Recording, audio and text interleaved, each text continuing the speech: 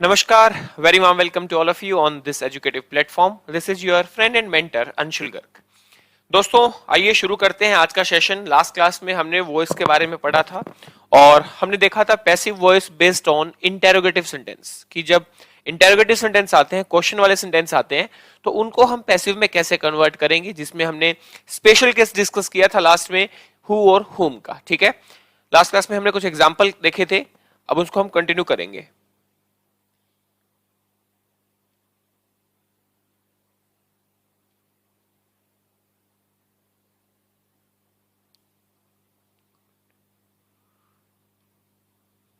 ठीक है, चलिए जी आइए।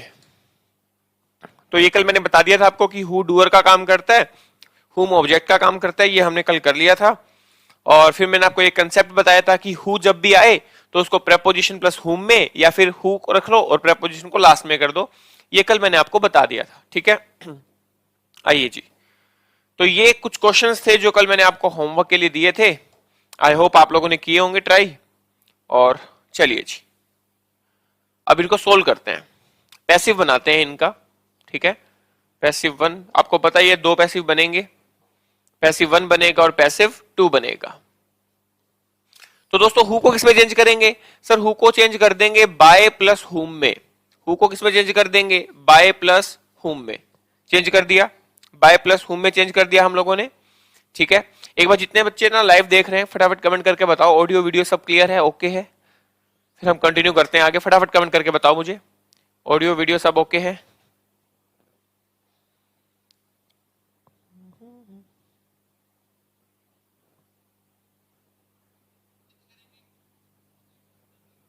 चलो ओके, सब ओके। चलिए जी, very good morning, very good morning to all of you. आइए जी, तो पहला है दोस्तों अपना who is teaching you. Who is teaching you, अगर मैं एग्जाम पॉइंट ऑफ व्यू से बताऊं आपको, अगर ये क्वेश्चन आपके एग्जाम में आ जाए दोस्तों तो अपने को पूरा सोल्व करना ही नहीं है सर। हमको पूरा सोल्व करने की जरूरत ही नहीं है। क्यों नहीं है सर? क्योंकि यहाँ पे है टीचिंग। क्या है यहाँ पे? आईएनजी। तो सर पक्का ऑप्शन में बीइंग मिलेगा, ऑप्शन में पक्का बीइंग मिलेगा। बस बीइंग देखो और आंसर को उड़ा दो, काम खत्म। चलो सोल्व करते हैं। हु का बाय हुम, फिर क्या है? ऑक्सिलरी वर्ब आएगी।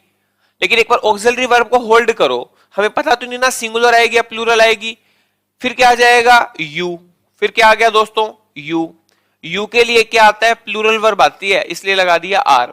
यानी यहां पे जो ऑक्सिलरी वर्ब आती है वो हमेशा इस सब्जेक्ट के अकॉर्डिंग आती है। ठीक है, तो हु का बाय हुम, इज का आर, यू आ गया।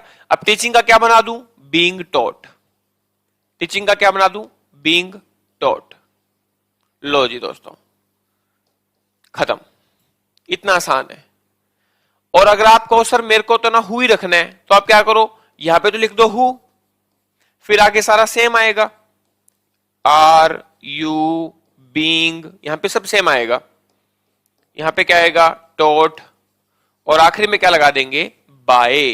लास्ट में लगा देंगे बाय। इस बाय को उठाया और लास्ट में रख दिया, बस। ठीक है, क्लियर है बात? चलिए नेक्स्ट देखते हैं। नेक्स्ट देखें, who wrote the Ramayana. Next क्या है दोस्तों? Who wrote the Ramayana. तो रोट देख के मुझे क्या पता चला कि यहां पे वर्ब की सेकंड फॉर्म है।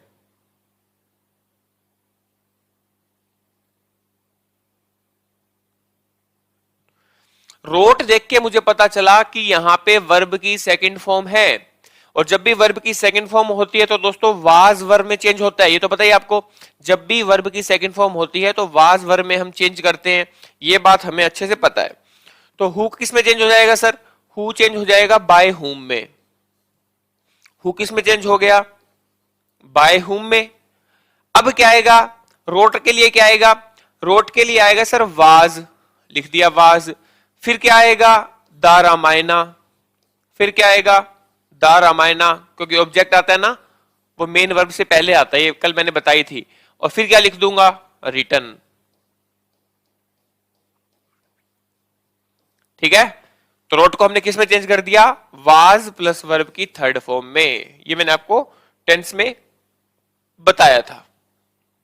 इसका अगर आप कहते हो सर मेरे को हु से लिखना है तो हु लिख दो, फिर क्या आएगा वाज, द, रामायणा, रिटन, और आखिरी में क्या लिख देंगे बाय।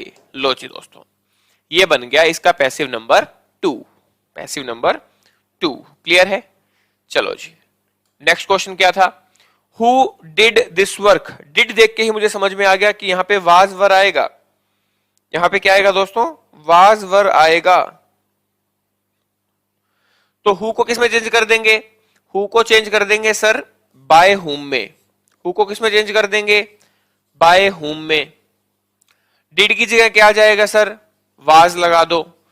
फिर क्या आ जाएगा सर, दिस वर्क। मैंने वाज क्यों लगाया, क्योंकि यहां पे दिस था, सिंगुलर आएगा इसलिए वाज लगा दिया, दिस वर्क। फिर क्या लगा दूं, डिड की थर्ड फॉर्म क्या होती है सर, डन। डिड की थर्ड फॉर्म क्या है, डन, है ना। डिड की थर्ड फॉर्म क्या लगा दिया अपन ने, डन लगा दिया। बोलो समझ में आई बात आपको, क्लियर है। और अगर इसी में ही, ये तो हो गया अपना सही है, अगर इसी में मेरे को हु लिखना होता तो मैं क्या लिख देता, who was this work done by. यह काम किसने किया, यह काम किसने, किसके द्वारा किया गया। क्लियर है दोस्तों यहां तक, बहुत आसान है। चलिए नेक्स्ट देखते हैं। अगला क्वेश्चन क्या है, who has brought these flowers. Who has brought these flowers. देखते हैं कितने बच्चों ने इसका सही आंसर किया है। चलिए, तो हु की जगह क्या आएगा सर, हु की जगह आएगा बाय हुम। हु की जगह क्या आ गया, बाय हुम। फिर हैज को अपने को यहां पे हैव करना पड़ेगा। क्यों करना पड़ेगा, क्योंकि सर दीज फ्लावर्स है, दीज फ्लावर्स यानी बहुत सारे फूल हैं, तो अपने को हैव लगाना पड़ा, फ्लावर्स। लेकिन अगर एग्जाम में बैठोगे तो क्या अपने को पूरा सोल्व करना है, सर नहीं करना, हैज है। अगर हैज आया है तो मैं ये देखूंगा कौन से ऑप्शन में बीन है। जिस भी ऑप्शन में मुझे बीन दिखाई देगा वही मेरा आंसर होगा। तो यहां पे क्या आ गया, by whom have these flowers been brought. Been brought, समझ आई बात। लो जी, आप कहते हो कि सर मेरे को हुम नहीं, मेरे को हु लिखना है, तो लो जी हु लिख लो, have these flowers been brought by. बस कुछ भी नहीं है, आसान है। नेक्स्ट क्वेश्चन कौन सा था अपना, ये क्वेश्चन बहुत इंपॉर्टेंट है यार, बहुत ही ज्यादा इंपॉर्टेंट है। क्यों है यहां पे इंपॉर्टेंट, देखिए क्योंकि यहां पे दो ऑब्जेक्ट है। किसे पढ़ाया जाता है, तुम्हें। क्या पढ़ाया जाता है, इंग्लिश।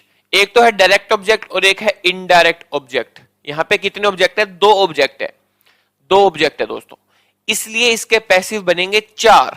क्यों बनेंगे 4, दो तो इसके बन गए और दो बन गए इसके।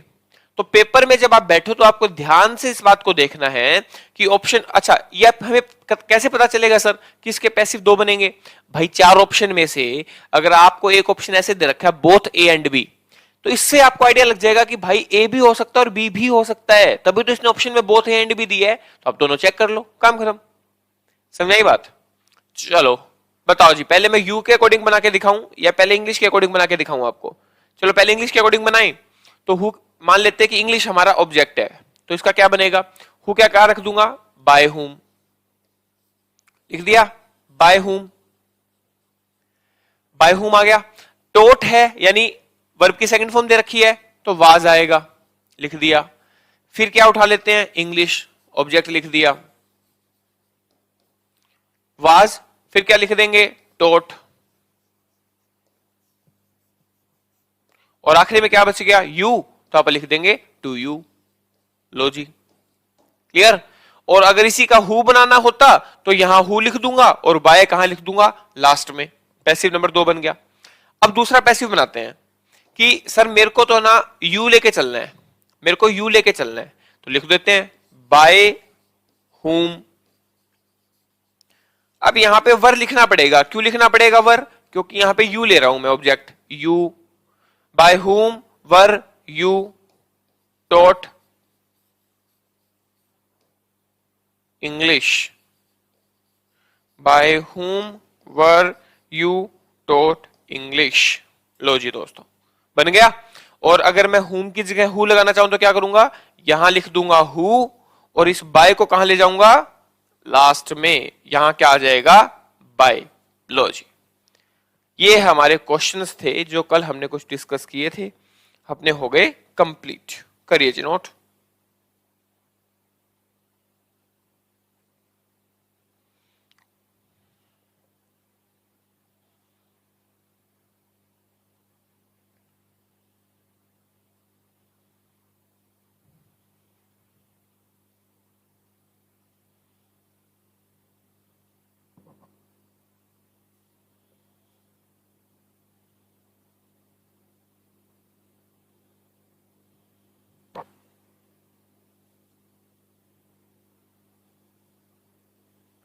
चलो बढ़े आगे। हाँ जी, क्या डाउट है?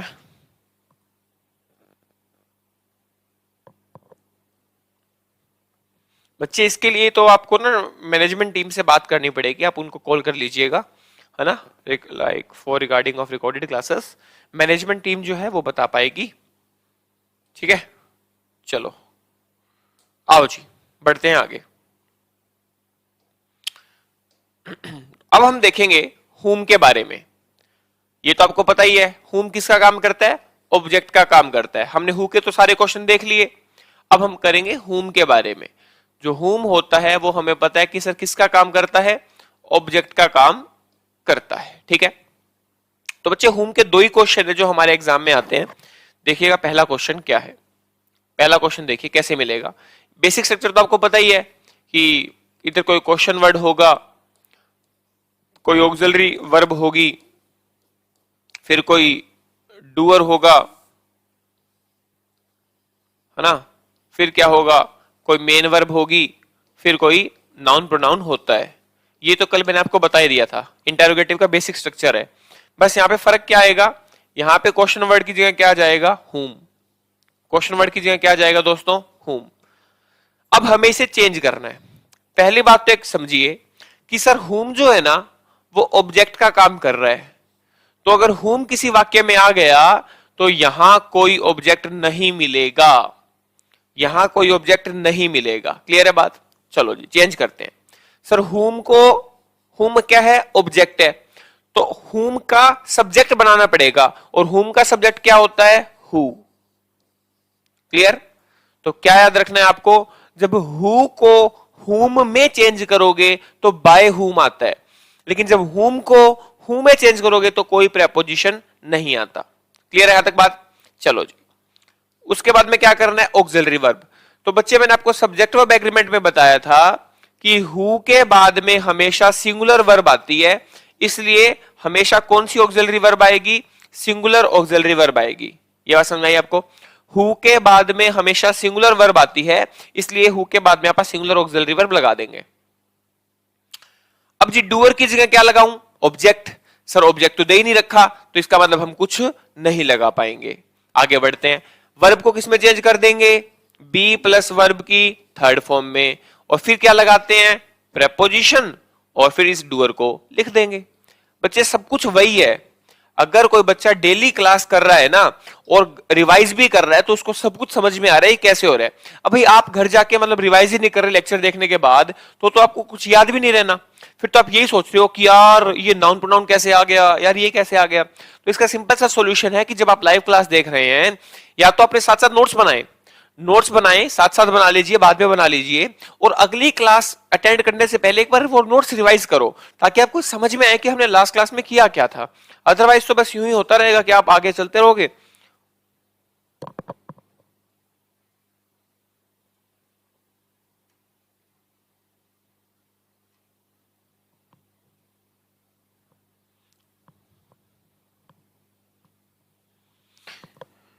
बच्चे मैनेजमेंट का कॉन्टैक्ट नंबर तो आपको एप्लीकेशन पे मिल जाएगा, है ना, एक बार वहां देख लीजिएगा, वहां मिल जाएगा।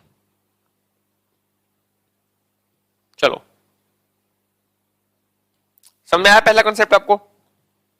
अब मैं आपको होम का कराता हूं दूसरा कंसेप्ट। दूसरा हमने क्या पढ़ा था, दूसरा कंसेप्ट हमने क्या पढ़ा था इंटरोगेटिव में, कि सर कोई क्वेश्चन वर्ड मिलेगा, फिर यहां पे ना डू डज डिड मिल जाएगा, डू डज डिड मिल जाएगा, ठीक है।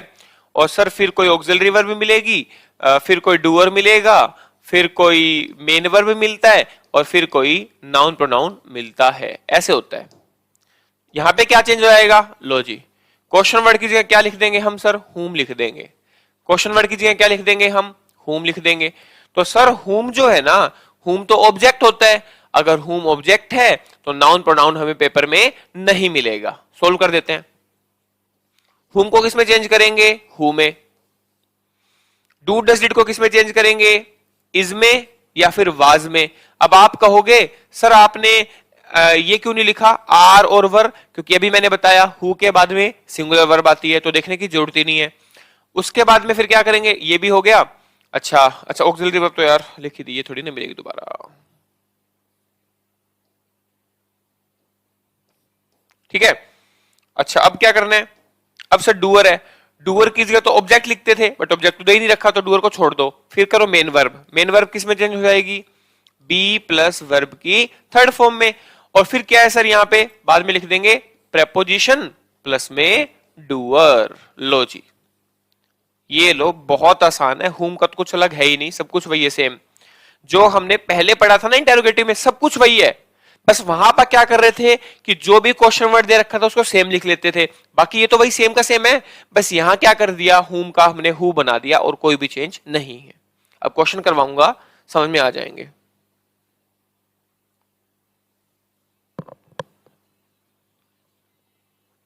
बहुत बढ़िया, बहुत बढ़िया बच्चे, अगर आप नोट्स बना रहे हो ना, बहुत शानदार, वेरी गुड, नोट्स बनाइए आप।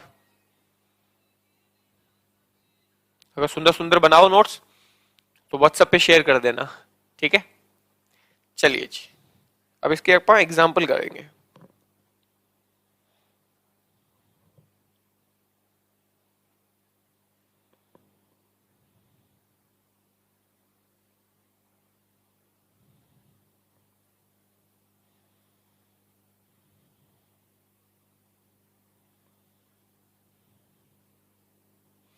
चलो इसका एग्जाम्पल लिखता हूं मैं, इसके एग्जाम्पल के लिखता हूं ताकि आपको समझ में आ जाए। Example number 1,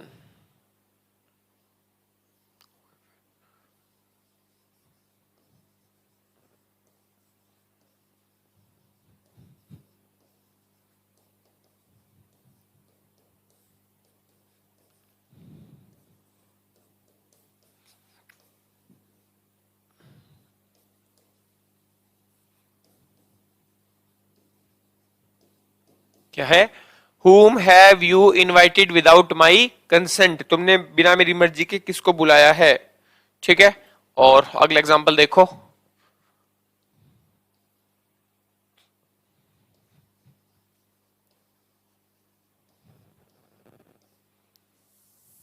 whom do you teach at morning। लो जी दोस्तों, ये अपने को सोल्व करने हैं, ये एग्जांपल्स अपने को सोल्व करने हैं।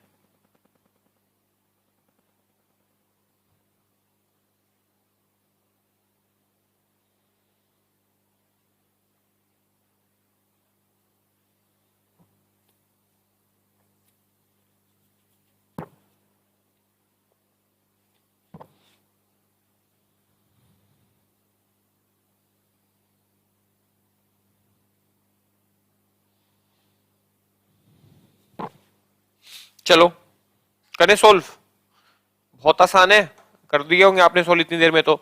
हु का, सॉरी हुम का हु, ठीक है,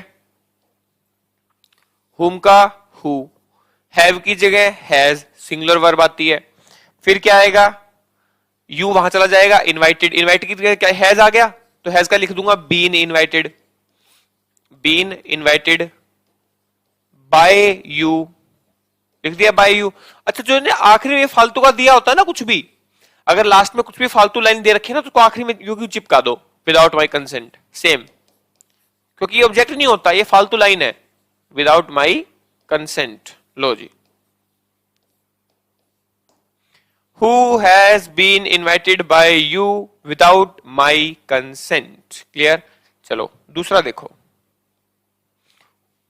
हुम को किसमें चेंज करेंगे, हूं में। डू की जगह क्या आ जाएगा, डू की जगह आ जाएगा सर इज। टीच की जगह क्या आएगा, टॉट। अब मैंने बी क्यों नहीं लगाया, क्योंकि सर इज एम आर आ गया, बी का रूप ऑलरेडी आ गया, तो बी दोबारा नहीं आता। ठीक है, हु इज टॉट, फिर क्या आएगा, बाय यू, और ये आखिरी में एक्स्ट्रा था तो आप एक्स्ट्रा लगा दो, एट मॉर्निंग। लो जी दोस्तों, interrogative part complete.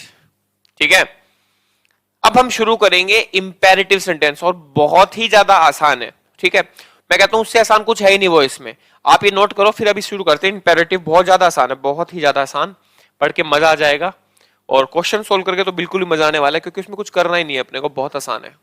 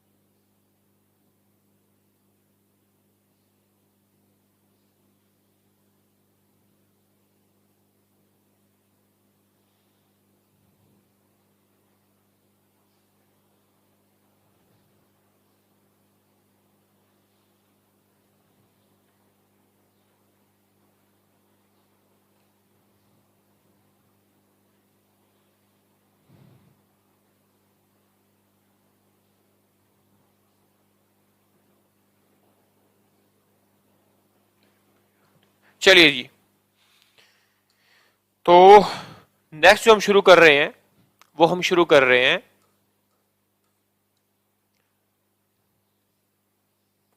Passive voice, passive voice based on imperative sentence. क्या कर रहे हैं हम लोग, based on imperative sentence. Imperative sentence पे आधारित हम शुरू कर रहे हैं बच्चे पैसिव वॉइस। अब आप कहोगे कि सर ये पैसिव, ये जो इंपेरेटिव है ये कौन से वाक्य होते हैं। इंटेरोगेटिव तो आपने बता दिया जिसमें क्वेश्चन पूछा जाए, ये जो इंपेरेटिव सेंटेंस है ये कौन से होते हैं। तो देखिए दोस्तों, जब आप स्कूल में थे ना तो आपका एक टेस्ट होता था, ओरल टेस्ट होता था ना, आपका क्या होता था, एक ओरल टेस्ट होता था, आपका होता था एक ओरल टेस्ट। बस यहां पे इस एल का क्या बना दो, एस बना दो, बना दिया। ये होता है आपके इंपेरेटिव सेंटेंस। कैसे, ओ का मतलब होता है ऑर्डर, ओ का मतलब है ऑर्डर, आर का मतलब है रिक्वेस्ट, आर का मतलब क्या है बच्चे, रिक्वेस्ट, ए का मतलब है एडवाइस, ए का मतलब है advice, and S means suggestion, S means suggestion. लो जी दोस्तों, तो जिस भी वाक्य में ऑर्डर देने की बात हो रही है, रिक्वेस्ट करने की बात हो रही है, एडवाइस देने की बात हो रही है, सजेशन देने की बात हो रही है, वो वाक्य सारे के सारे क्या कहलाएंगे, इंपेरेटिव कहलाएंगे, ओरस। ठीक है, ऑर्डर, रिक्वेस्ट, एडवाइस और सजेशन। क्लियर है बात।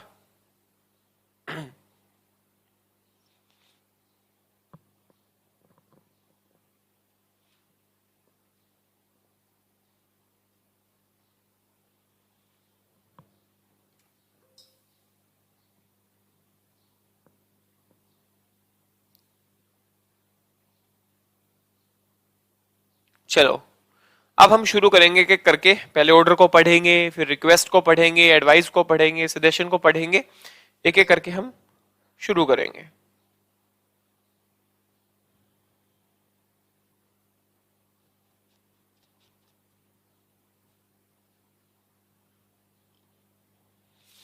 अच्छा, अगर आपको याद हो जब मैंने वॉइस को शुरू किया था तो मैंने बोला था कि वर्ब दो प्रकार की होती है, ट्रांजिटिव और इनट्रांजिटिव वर्ब।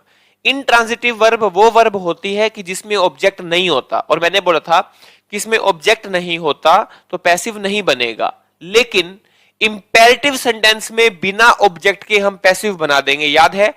तो दोस्तों ये वही पोर्शन शुरू कर रहा हूं मैं कि यहां पे ऑब्जेक्ट बिना ही हम पैसिव बना देंगे, देखेंगे कैसे, आओ। तो सबसे पहले हेडिंग डालो जी, किसकी बात करेंगे हम लोग? ऑर्डर की बात करेंगे। किसकी बात करेंगे हम? ऑर्डर की बात करेंगे। और ऑर्डर में भी हम क्या पढ़ेंगे दोस्तों? ऑर्डर में हम पढ़ेंगे positive.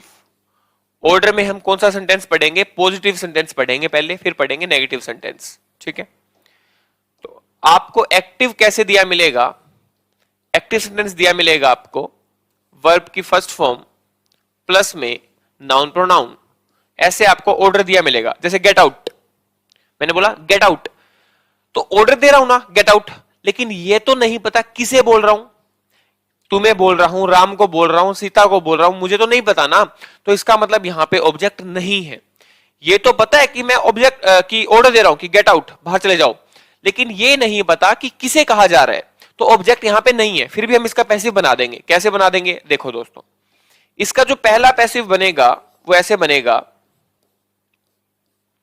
You are ordered, you are ordered to plus verb की first form, you are ordered to get out, you are ordered to get out। और ये नाउन प्रोनाउन से सेम लिख लो, यूं का यूं। मतलब आपको क्या करना है, पहले तो लिखना है you are ordered और फिर एज इट इज ये का ये चिपका दो, बस कुछ भी नहीं करना। देखो क्या ऑब्जेक्ट की जरूरत पड़ी? नहीं पड़ी ना। तो इसका मतलब ये वाला वाक्य आप तब यूज करोगे when object is not given, when object is not given, जब ऑब्जेक्ट ना दे रखा हो। आप कहोगे सर अगर ऑब्जेक्ट दे रखा हो तो पैसिव नंबर 2 बना दो। तो पैसिव नंबर 2 बना दो, वो कैसे बनेगा सर? वो बनेगा लेट प्लस नाउन प्रोनाउन जो ऑब्जेक्ट दे रखा है प्लस वर्ब को किसमें चेंज कर देंगे? बी प्लस वर्ब की थर्ड फॉर्म में। लो जी दोस्तों, ये दो केस बनते हैं ऑर्डर के। देखो अगर ये वाला केस आ गया ना तो मजा ही आ जाएगा। क्यों आ जाएगा मजा? आपको वाक्य को पढ़ते पता चल रहा है कि ऑर्डर है, मैं बोल रहा हूं गेट आउट, तो आपको पता लग गया कि यहां पे तो सर ऑर्डर दे रहे हो। अगर ऑर्डर दे रहे हैं तो चार ऑप्शन को ढूंढो कि ऑर्डर वर्ड कहां है। जिस भी ऑप्शन में ऑर्डर वर्ड मिले वो आपका आंसर होगा। लेकिन बच्चे ये वाली बात है ना, बेसिक है, बुक्स में दे रखी है। अगर पेपर मुश्किल आता है तो जरूरी नहीं है वो ये देगा। वो अगर ऐसे बना के दे देगा ना लेट वाला वाक्य है तो आप कंफ्यूज हो जाओगे। इसलिए मैंने आपको दोनों ही लिखवा दिए कि ऑर्डर देने के लिए पहला वाक्य भी आ सकता है और ऐसे भी आ सकता है, let noun pronoun be plus verb की थर्ड फॉर्म। समझ आई बात आपको?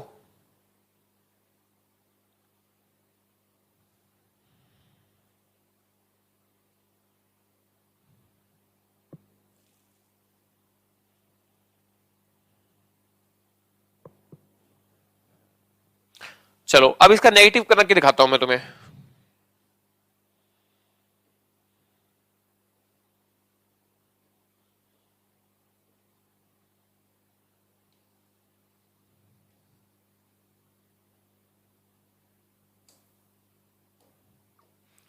अब मैं तुम्हें करके दिखाता हूं इसका नेगेटिव, कि नेगेटिव वाक्य कैसे मिलेगा।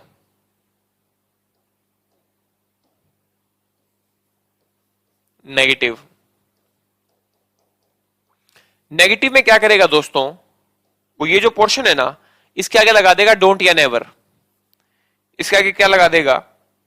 इसके आगे लगा देगा डोंट या फिर नेवर, लगा दिया। और फिर वही सेम वर्ब की first form plus noun pronoun. तो डोंट या नेवर देखते ही पता चल गया आपको वाक्य क्या है, नेगेटिव। तो हम भी नेगेटिव बना देंगे, कुछ नहीं करना। यू आर ऑर्डर्ड, यहां लगा दो नोट, बस खत्म।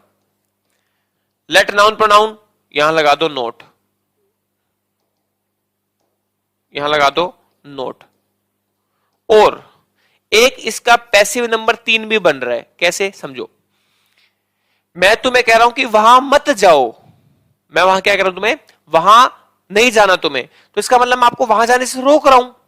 यही तो बात है ना। अगर मैं कह रहा हूं कि आपको वहां नहीं जाना, ऑर्डर दे रहा हूं और रोक रहा हूं, तो मतलब मैं आपको मना कर रहा हूं तो रोक रहा हूं। और रोकने को क्या बोलते हैं? फॉरबिड।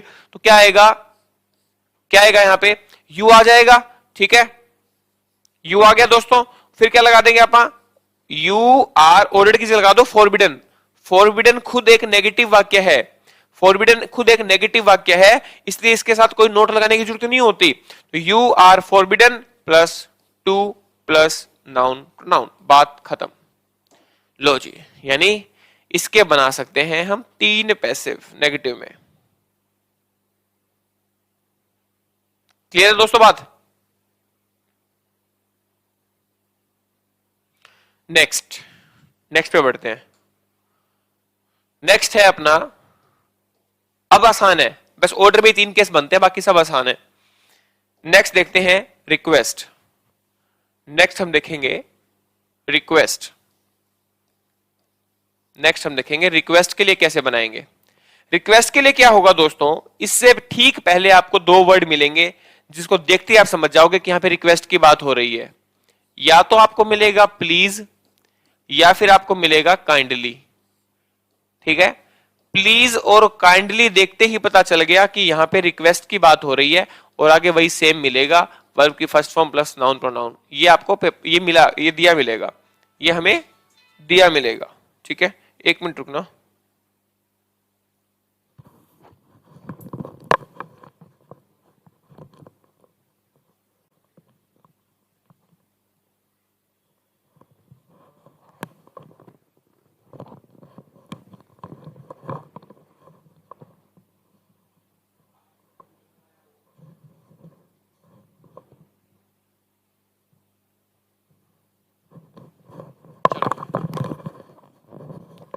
तो यहां पे किसकी बात हो रही है, रिक्वेस्ट की ना, तो आप कुछ मत करो बस।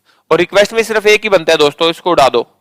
रिक्वेस्ट में सिर्फ एक ही पैसिव बनता है, यहां आप क्या लिख दोगे, यू आर रिक्वेस्टेड। बस लो जी, खत्म, यू आर रिक्वेस्टेड। ठीक है, ये हो गया आपका रिक्वेस्ट का पॉजिटिव वाक्य।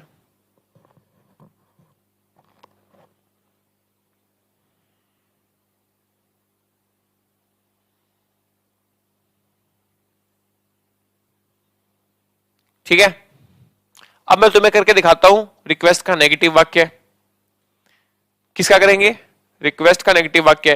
तो रिक्वेस्ट का एक ही बनता है, तो इसको हटा दो जी, ये हट गया, यहां आ जाएगा रिक्वेस्टेड। लो जी,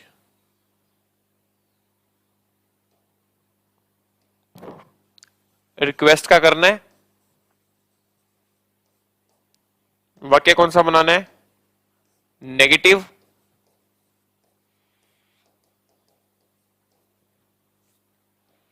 क्या दिया मिलेगा एक्टिव में रिक्वेस्ट के लिए, या तो दिया मिलेगा प्लीज या दिया मिलेगा काइंडली। इससे हमें पता चल गया रिक्वेस्ट हो रही है। नेगेटिव के लिए क्या दिया मिलेगा, डोंट या फिर नेवर, डोंट या फिर नेवर। फिर क्या दिया मिलेगा, वर्ब की फर्स्ट फॉर्म प्लस में नाउन प्रोनाउन। क्लियर है, तो हम क्या कर देंगे, यू आर रिक्वेस्टेड, रिक्वेस्टेड लिख दिया, और रिक्वेस्टेड के बाद में क्या डाल देंगे, नोट डाल देंगे, बस खत्म। You are requested not to plus noun pronoun. Clear है बात? क्लियर है दोस्तों बात आपको यहां तक?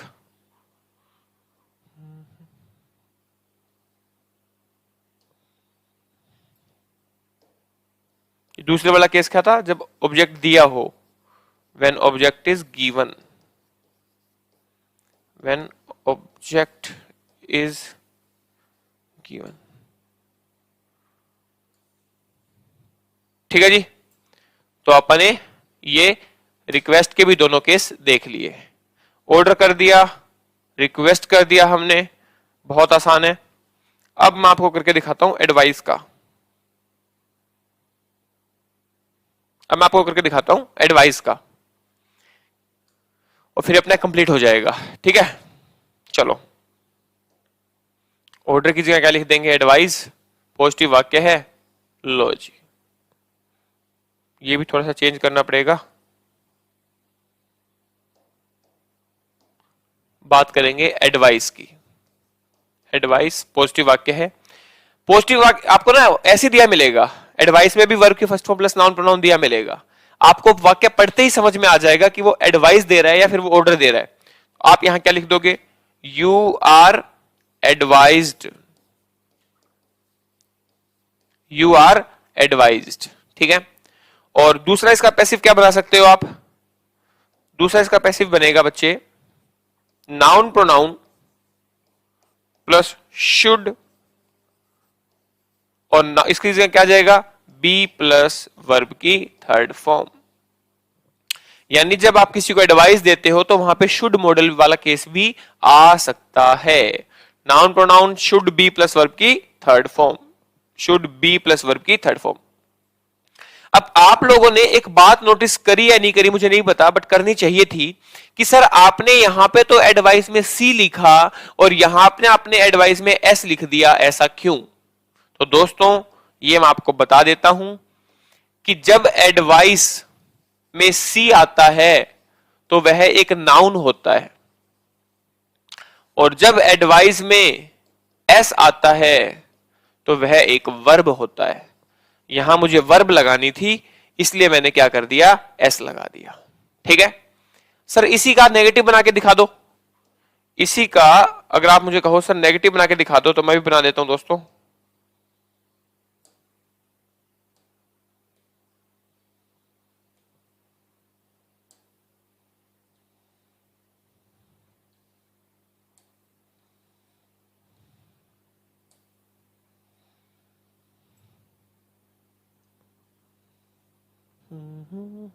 अभी हमने कौन सा केस किया है, ठीक है जी, चलो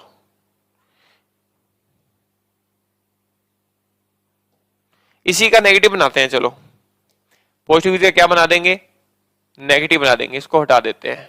ये आपको समझ में आ गया।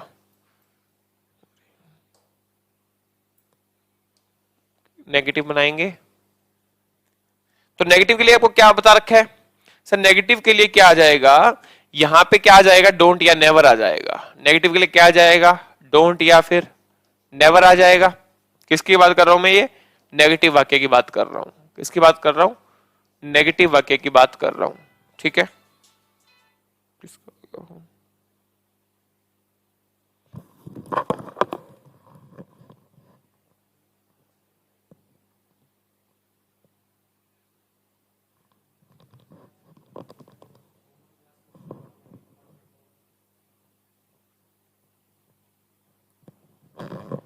चलिए आइए, तो नेगेटिव बनाना है ना, आप कुछ मत करो, यहां पे क्या डाल दो बच्चे, you are advised not to, बस।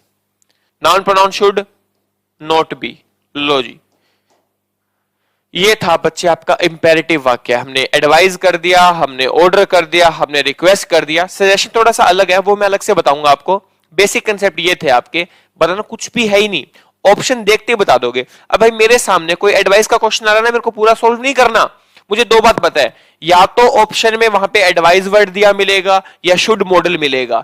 जिस भी ऑप्शन में मुझे एडवाइस या शुड दिख रहा है वो मेरा आंसर है, पूरा सोल्व करने की जरूरत ही नहीं है। ये छोटी छोटी ट्रिक्स हैं जो आपको माइंड में रखनी है क्वेश्चन सोल्व करते टाइम, ताकि आपका एग्जाम बहुत जल्दी कवर अप हो जाए। क्लियर है बात? अब मैं इसके एग्जांपल्स करवाता हूं आपको, ठीक है? अब मैं इसके आपको एग्जांपल देता हूं सारे, ऑर्डर रिक्वेस्ट सब करेंगे हम कवर, ठीक है? चलो जी, मैं एग्जांपल लिख रहा हूं। नंबर 1, ये सारे एक्टिव आपको पैसिव बनाना है। कीप मम, चुप रहो, कीप मम। दूसरा है सिट डाउन, दूसरा है सिट डाउन, ये एक्टिव है, हमको इनका सबका क्या बनाना है, पैसिव बनाना है, ठीक है? नेक्स्ट देखिए,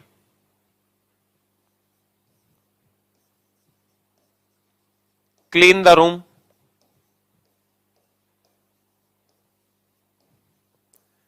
as soon as possible, as soon as possible, हमें क्या बनाना है, इनका पैसिव बनाना है, ठीक है? प्लीज कम हियर,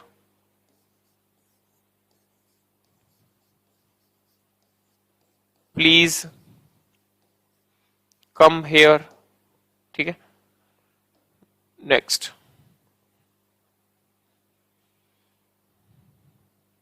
पांच, please meet me tomorrow, please meet me tomorrow.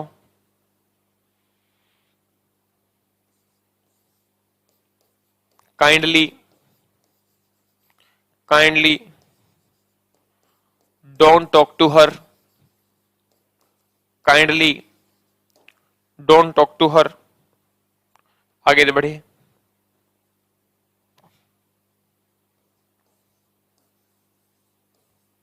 Brush your teeth every day,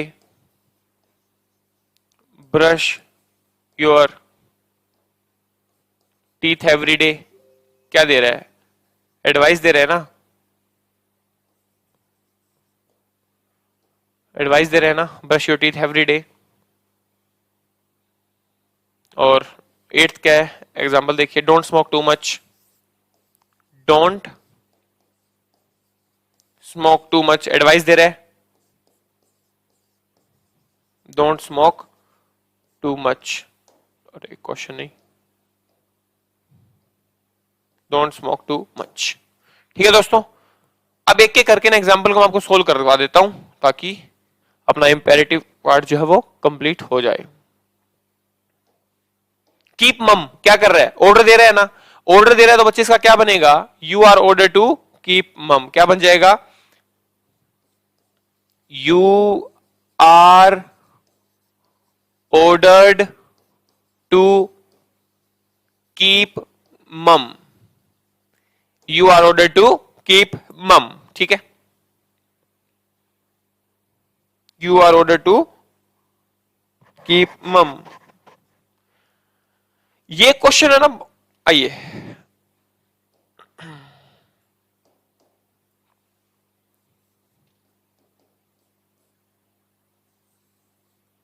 बच्चे, ये एक जो क्वेश्चन है, ये जो अभी मैं क्वेश्चन लिख रहा हूं ना आपके सामने, सिट डाउन, ये वॉइस का काफी इंपॉर्टेंट क्वेश्चन है, काफी इंपॉर्टेंट क्वेश्चन है। क्यों है समझिए, इसके दो केस बनते हैं। जब आप कोई भी बुक पढ़ते हो या फिर आप गूगल वगैरह भी चेक करोगे ना, तो इसका एक आंसर दे रखा है, लेकिन जब आप एग्जाम में बैठते हो तो जो इसका दूसरा आंसर बनता है वो काफी बार ऑप्शन में आ जाता है, लेकिन वो हमें ये समझाया नहीं गया कभी भी कि वो कैसे आया।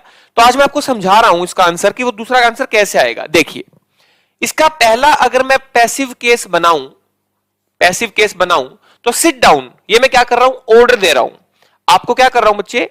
ऑर्डर दे रहा हूं। तो ये कैसे बनेगा? ये बनेगा you are ordered, you are ordered to sit down, you are order to sit down. ये वाला तो आसान है और सभी बच्चों को पता है, ये वाला आसान है, सभी बच्चों को पता है। अभी रिसेंटली क्या हुआ था, एयरफोर्स का एग्जाम हुआ, वहां पे ये क्वेश्चन आया sit down change the voice, लेकिन ये ऑप्शन में नहीं था, तो बच्चे घबरा गए, अब करे तो करे क्या। लेकिन आपको घबराने की जरूरत है ही नहीं। क्यों नहीं है? देखो सर, इसलिए नहीं है क्योंकि मैंने आपको क्या करवाया, अभी मैंने आपको यह बताया था कि जब भी ऑर्डर का क्वेश्चन आएगा तो उसके दो पैसिव बनते हैं। पहला तो you are order to noun pronoun, और दूसरा मैंने क्या करवाया, let noun pronoun be plus verb की third form, let noun pronoun be plus verb की थर्ड फॉर्म। तो आइए सोल्व कर देते हैं, वो वाला कुछ है ही नहीं। तो सर देखो, दूसरा पैसिव कैसे बनेगा इसका? आपने बोला ये बनेगा let plus noun pronoun plus be plus verb की थर्ड फॉर्म, ये बनेगा ना। अब सर यहां पे कुछ नाउन प्रोनाउन कुछ ऑब्जेक्ट दे ही नहीं रखा, तो सर अगर ऑब्जेक्ट दे ही नहीं रखा तो इतने पार्ट को लिखने की जरूरत ही नहीं है। अगर यहां पे कुछ नाउन प्रोनाउन ऑब्जेक्ट दे ही नहीं रखा, किसे बोल रहा है हमें नहीं पता, भाई किसे बोल रहा है तू बैठ जा, हमें नहीं पता, तो सर ये पोर्शन दे ही नहीं रखा, तो हम इसको क्या करेंगे, चलो मैं आपको कर देता हूं, इसको छोड़ देंगे, बच गया पोर्शन, क्या लिख देंगे, बी, और सिट की थर्ड फॉर्म क्या हो जाएगी, सीटेड, बी सीटेड। तो दोस्तों इसका आंसर बनेगा बी सीटेड, और ये कर लो इंपॉर्टेंट मार्क, ये आया था एग्जाम में। समझ में आया आज तक? ये मतलब मैक्सिमम बुक्स मैंने ट्राई देख ली, चेक कर ली, किसी में एक्सप्लेन नहीं कर रखा। आई होप आपको आज ये बात समझ में आ गई कि सिट डाउन का बी सीटेड कैसे बना। क्लियर है बात? तो आई होप दोस्तों ये वाला पॉइंट आपको अच्छे से समझ में आया होगा। तो मेरा ये मानना है कि अगर आप कोई चीज पढ़ रहे हो या फिर टीचर कोई चीज पढ़ा रहा है, तो उस टीचर का ये कर्तव्य बनता है कि एक पॉइंट के कितने आंसर बन सकते हैं और कैसे बन सकते हैं। अगर हम चीज को बड़े बारीकी से समझते हैं, कंसेप्ट समझते हैं, तो कोई ऐसा क्वेश्चन है ही नहीं जो मुश्किल है हमारे लिए। बस इतना है कि आपको मेहनत करनी पड़ेगी, चीजों को बारीकी से समझना पड़ेगा, टीचर को मेहनत करवानी पड़ेगी। ठीक है,